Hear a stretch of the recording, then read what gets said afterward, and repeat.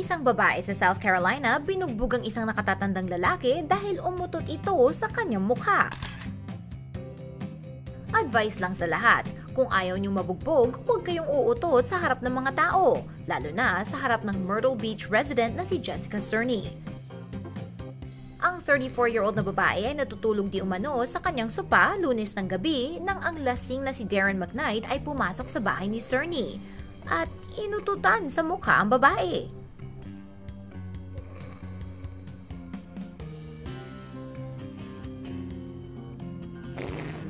Mukhang super deadly ang utot ni McKnight dahil nagising si Cerny na tumakbo para makatakas sa napakasamang amoy. Sinundan siyang palabas ni McKnight at nag-away ang dalawa dahil sa utot. At nagkaroon ng namamagang mata ang matandang lalaki matapos siyang masuntok ng 3 beses sa mukha. Yang kasi, kung uutot ka rin lang sa harap ng taong hindi mo kilala, medyo distansyahin mo naman ang diskarte at huwag sa mukha.